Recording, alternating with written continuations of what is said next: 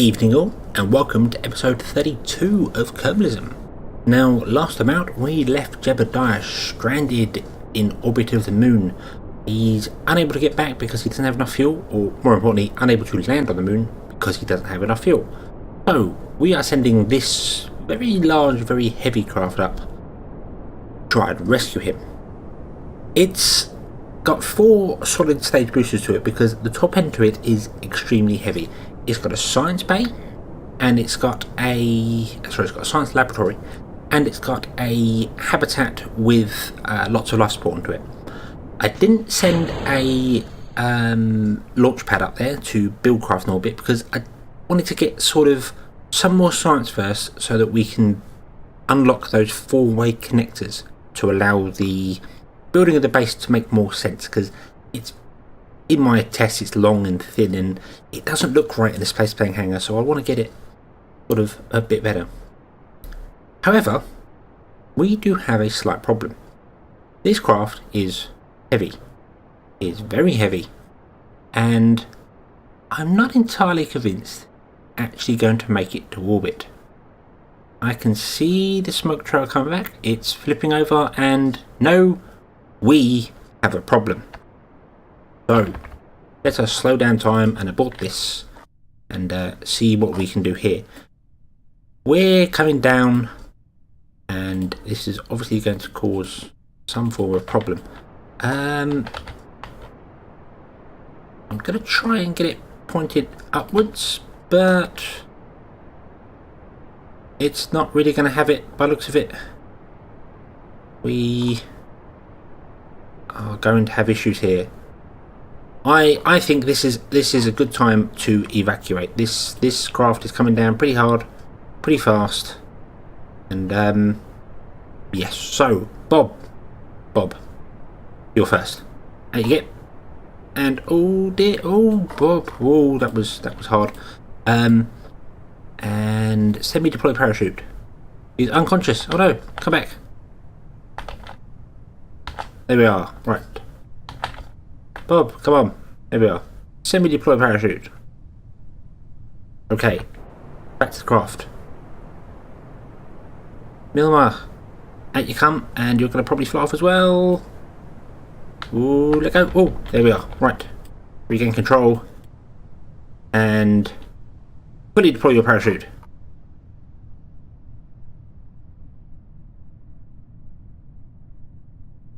Now the craft is going spiraling down into nothingness. It is set to retrograde. It does have some probes on it, but it's clearly not going to recover, and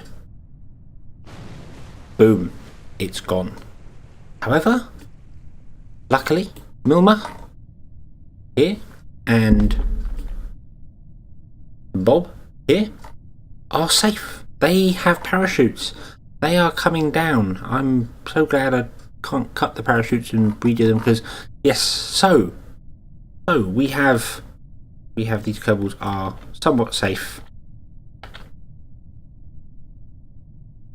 Not really sure if I can make them lean anywhere, but oh, can't use that because of equipment. Yes,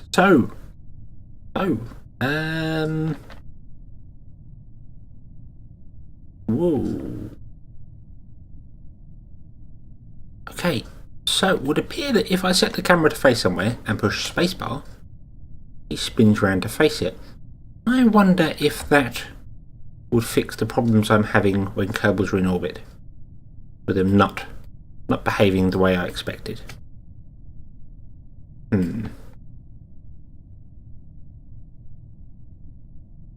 But yes, they're coming down at about 5 meters a second, so they're going to be quite some time yet. Quite some time indeed. So, I'm here in the VAB trying to follow the old Kerbal rule of if it doesn't work, add more boosters to it, or add bigger ones in this case. I decided to slap on some of these solid ones with the skipper engines to give us a bit more effort, but it's not working. You can see down here, or if I undo that, you probably see thrust to weight ratio. This is how much power we've got compared to how heavy the craft is, and if it's under 1, that means it's not going to lift off. It's not going to be able to actually leave the surface of the planet. If I launch it up there, it'll fall down 0.75. It'll probably fall down onto the launch pad. I don't think it'll destroy it. It'll land on it, and then eventually it will take off once it's burnt off about a quarter of the fuel, at least in these two stages here. But that's not ideal. That doesn't work. I could add even more boosters to it, but I've got to look at our funds down here again. This is costing me almost 100,000 credits to launch, and we've only got 349,000 left. So yeah, I'm thinking I might need to have a look at a few other contracts, or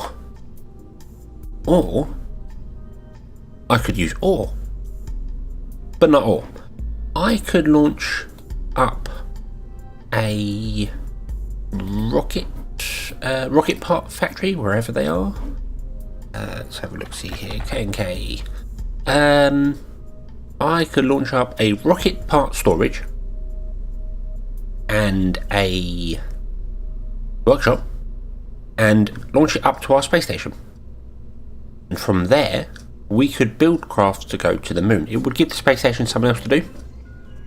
It would add to things up there. Would probably need to upgrade the batteries and things on the station as well, because it's suffering from power problems as it is. So yeah, but that's an option. Not really sure how much one of those costs. Let's have a quick look here. Can we just randomly attach it to the side? There we are. 94,500 ish. Fit up rocket parts. Not too much. Not too much. That's not too bad. So that's an option. But I think for the minute, if I was going to launch things to the moon base, I would have to do them one by one. I couldn't launch all this in one go. I'd have to launch like one side of it and then the other side of it. And if it's going to be costing me 100,000 credits to go, that's going to be a problem. I have just noticed a very small bug there. When I add a piece to it, it apparently goes down. Well, that's interesting. But anyway, yes, that's a problem. And to that end, let's have a quick look at what contracts we have. We've still got our harvest food in space, which will be done in 30-ish days, I think. But under available, we actually have observational surveys of Minmus. Surface sample, EVA report, and EVA report on the surface of Minmus. Temperature surveys on Minmus, and plant a flag on Minmus. Well, if we're going to Minmus, surely it makes sense to take all three contracts and do them all in one go. A surface sample, so it needs to be crewed. Temperature settings, it needs to have a temperature gauge on it. And a flag needs to be crewed. 12 years for that one, 12 years for that one, and 12 years for that one. Plenty of time to do them in, so let's go back to Minmus. And here we have our craft for completing all our Minmus contracts in one go. Now, it looks the same as the last one because it pretty much is. It's got different stuff under the fairing, but it uses the same lower booster bit with a slight variation. The eagle-eyed among you may have noticed I had 3 skipper engines on the bottom. I didn't realise that until I was back in the VAB just now. I thought I had a mainsail in the centre and skippers on the side. That would explain why it didn't have the thrust-to-weight ratio I expected. The mainsail engine is a lot more powerful than the skipper, an awful lot more. So having it as a main booster and then having the side ones here, I could have put 3 mainsails on there, but it burned through fuel very quickly. But yes, this is what I've gone with. This is the idea, and I think we'll go to Minmus and see what we can do. Now, to launch to Minmus, as I've no doubt said before, I believe, because we've been to Minmus before, you need to launch when you're... As you can see, Minmus is on a inclined orbit. It's not level with Kerbal. You want to launch when it is level with Kerbal, when the lines line up pretty much flat. So, well, sort of now, I think my brain is failing me. You can launch into inclinations, which is something I think I want to be doing here. If I launch at sunset, I want to launch into the inclination of Mimbus. Do you know what? Let's get into orbit and make it up from there. And Gravity Turn has done a fantastic job of getting us up into orbit again, or almost orbit. As always, we are going around. Our apparatus is in about 6 minutes, and a little tiny puff, and we're there. There we are, orbit. So, as you can see, this is a slightly different design rocket. I had the idea of doing something similar to how Apollo worked, where you would disconnect this here, turn this around, plug it back in again, off you go to the moon. There we are. It was just a little experiment I was doing to it. Completely, you don't need to do that in Kerbal Space Program because of the way stages work, this could easily go to the moon or Mimbus or wherever. But the kind of idea behind it was to have the return vessel, to have this go to Mimbus, sit in orbit, all this to go down, do its data and stuff and what else there. Come back up with very low fuel, reconnect via the docking port, there is one there, and then this can take us home. But it's used a bit of fuel to actually get into orbit. So I'm not entirely convinced it actually has the fuel to do that now. I've got a little tank here that's turned off because this is enough fuel based on the weight of this craft here to get us from the surface of Mimbus into orbit again, of Mimbus. So that's good. The other thing that's dawned on me whilst doing this was the MRV, it's apparently exposed to radiation, has 50 days, yes. I couldn't remember how long Jebediah had before he was going to die, and it dawned on me whilst this was coming up here that that's what my other mission was about. It wasn't just getting the base to the moon, it was about rescuing Jeb. But he's okay for the minute. He'll be fine. He's got 50 days. Yeah, 50 days is his lowest one, nitrogen. So he's good. So let's deploy our solar panels. I did bind them to the light key. So by turning on the lights, they should open. But I didn't bind these two down here. Oh well. I was originally going to have a crew member in this pod here, but then realised that I'd have to have life support for it as well because I don't know how long they're going to be down on the days on the surface. Sorry, I don't know how many days they were down on the surface. Really should learn to speak before I actually say things. But yeah, so instead it's got a probe here, so that will hopefully sit around Mimbus. And it's, again, just dawned on me, I don't have any. Nope, it won't. As soon as we get to Mimbus, that will lose control. So I'll have to make sure this is all in orbit and in a perfect orbit before I disconnect it, so they can come back and rendezvous. If we do, I might bash my hand on the table.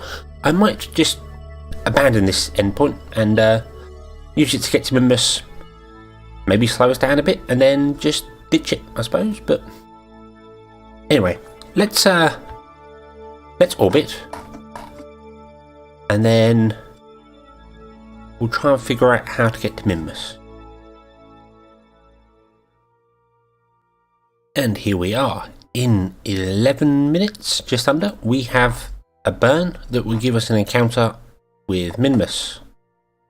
It is, I'm moving it with my mouse now, that's a mistake. There we are. It's 842 meters a second. We have 757 left here, so we're going to have to switch to the other stage. I have noticed that this is all completely mixed up here. So Let's try and rearrange that so that when I press the button, I don't just ditch everything and leave people stranded.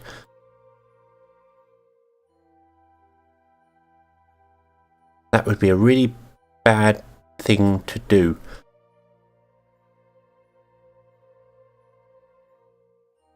I have deja vu.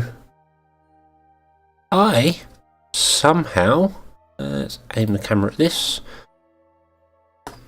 have forgotten to put parachutes on this. Oh, bloody hell.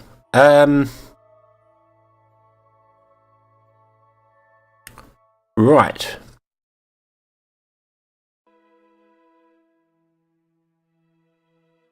Right. Okay. Okay, that's fine. That's absolutely fine. I'm not really sure what I was thinking there. Obviously, I've missed something. In the first design, I had the solar panels here. I moved them down there to put parachutes in. I clearly forgot to add the parachutes, so yeah. Right, we, however, are okay because we've got 47 days worth of food and whatnot else and that, and it takes about a day to get to Mimbus. So we're fine. We can go out to Mimbus, we can do the science, we can come home, he says, hopefully, and set ourselves in orbit of Kerbal for a rescue, because, well, we're definitely going to need one. So, let's go around and let's do this burn. And one burn later, it has become very clear to me that I'm clearly not awake this morning, because I have not been aiming at Mimbus, I was aiming at the moon. I don't know how I've mixed those two up. I do have that one on target, and I'm just not sure what's going on there, but we're apparently heading to the moon instead. So I think instead I am going to try and rescue Jeb. Let's not make this completely a foolish thing. Jeb's MRV does have parachutes on it, so we can go to it and do something magical and hopefully bring all 4 Kerbals home at once. I'm not sure what I'm going to do with that yet. I'm not sure how I'm going to do it, but seeing as we're heading for the moon, let's just do that. We are 1.2 million meters up, so I need to get to about there. So, yeah, that's the new plan. I'll see you when we get there. And here we are in the moon's sphere of influence, once again being stopped with auto warp by station batteries failing. Must do something about that. The moon is currently a big black sphere. The sun is blotting out again. It's suffering a Kerbal eclipse? Kerbal eclipse? The lunar eclipse is when the moon blocks the sun out. So yeah, I suppose it would be a Kerbal eclipse. So yeah. I have set up a manoeuvre here to try and get us into roughly the same sort of orbit that Jeb's in. Slightly more eccentric so that we can figure out to catch him up or slow down. I'm not sure where he'll be when we actually get there. But yeah, we are off course slightly with him, but that should take us somewhere close to it. And yeah, I'll see you again when we meet Jeb. And after orbiting the moon for a whole Kerbal day, I have finally managed to get an insect at 1.9 meters. I had to raise my orbit ever so slightly. It did appear that every time we were going around, it was dropping down to about 100k, and then the next time around, it was going up again to 200, 300. So it was obviously slightly wrong. Raising the orbit has allowed me to get this done here. So we would need to warp around to here and hopefully meet Jeb on the way back down. Anyway, we're here now. We are here. Kerbal is just in front of us by the looks of it. The reason we're not getting an exact inset is because we're slightly off. But let's lower ourselves right down based on our target. And oops, that's the wrong button. Do we want to fire at the target? Is it? No. We want to fire away from the target. Retrograde, of course.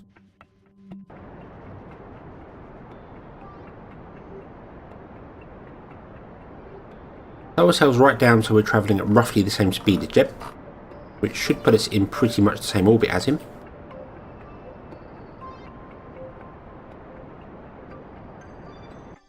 About 1 meter a second difference, that's fine. And now we can do the wonderful thing of trying to get right next to him.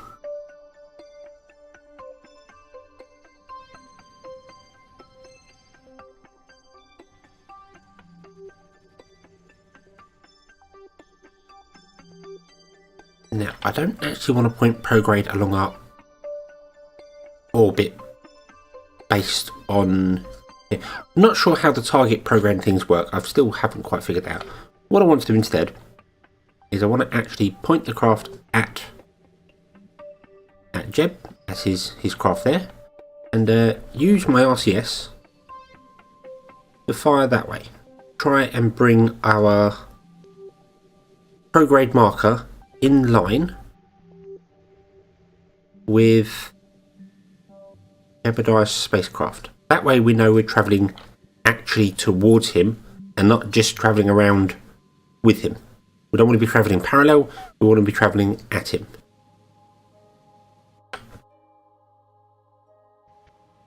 I think I need to fire out here somewhere to try and get it to move over a bit more.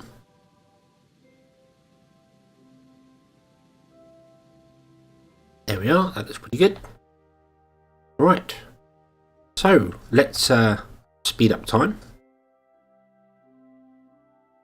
and watch the numbers go down. Don't want to speed up time too much. There we are, we're under a kilometre. And Jeb will be going past us very soon, so now we want to I think slow ourselves down again. So again, using the RCS, you can use the N and H keys on the keyboard to fire. H fires forward, N fires in reverse.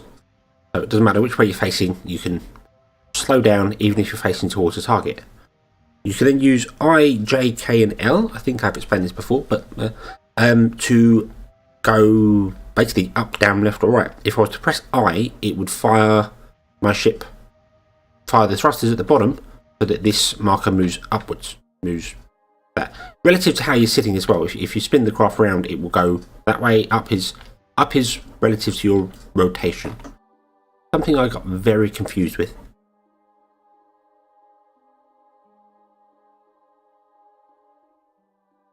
So, let's point at our target again.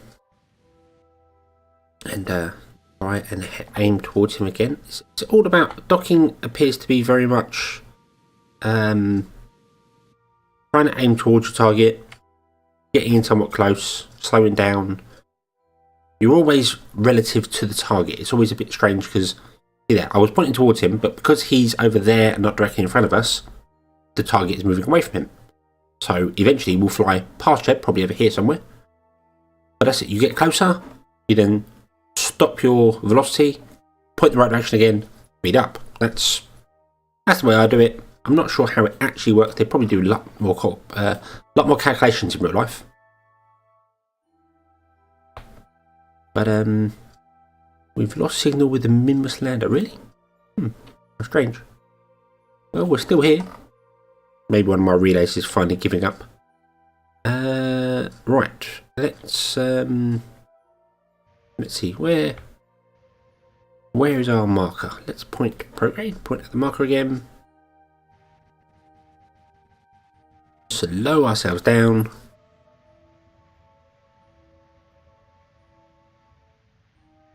Like that. So now we're in exactly the same orbit because our target speed is almost 0. We're in exactly the same orbit as Jeb, so he should always stay the same distance away from us.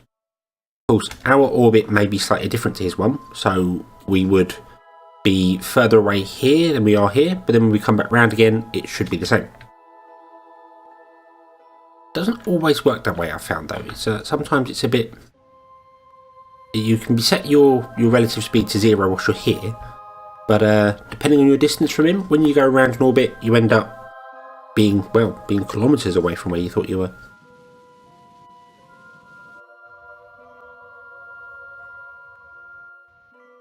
Right, and it would appear that what I just said earlier on was wrong.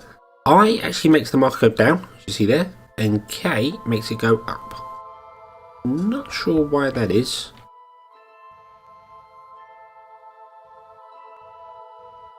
I probably inverted flight controls, something like that. So K, of course, K makes your ship go down because you're firing the top thrusters. Makes your ship lower, which means it makes the target marker go up. That makes sense now, actually. So yes, I got that slightly wrong. Sorry about it. But just using that to stay on target, and I think this is it. I think we're going to be coming in nice. There we are, 100 meters. Coming in 3 meters a second. We will crash straight into Jeb like this, but that's okay. We're not going to do that, obviously. That would be really, really stupid. So we are going to slow ourselves down now.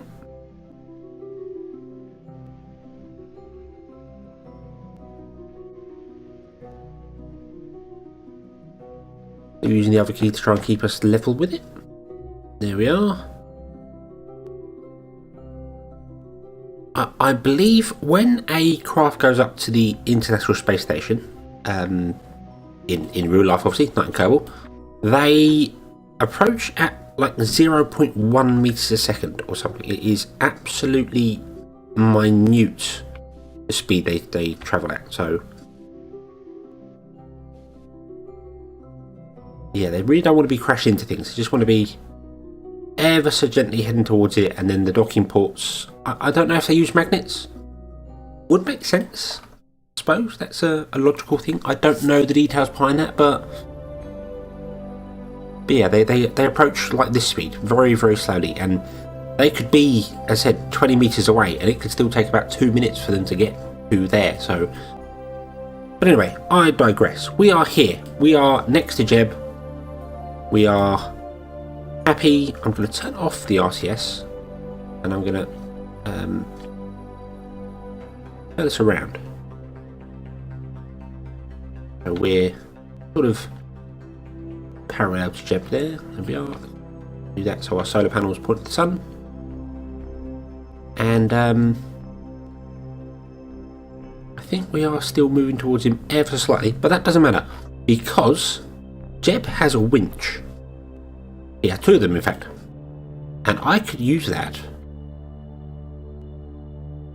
to attach the 2 craft together. That's the idea. Jeb also has a parachute, and Jeb has a lander can.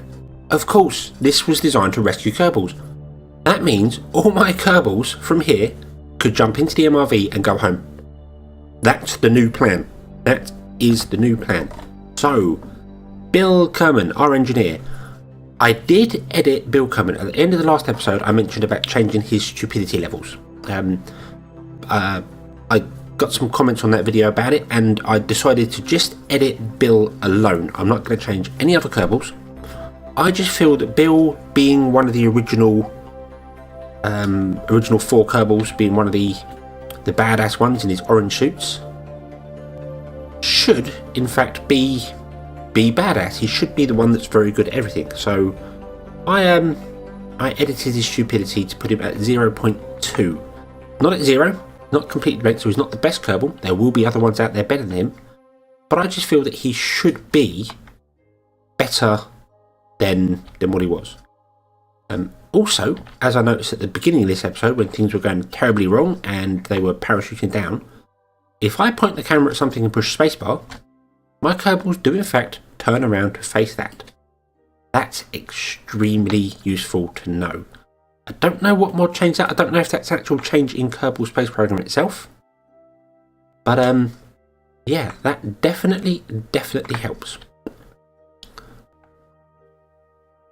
Unfortunately, that's where we're going to have to leave it for now. Will Bill manage to get the craft connected together? Will they all be rescued? Will he be able to even figure out how the winch works? We'll find out next time. Thank you very much for watching. Hope you've enjoyed this episode. I hope to see you again in the next one. Until then, as always, have fun.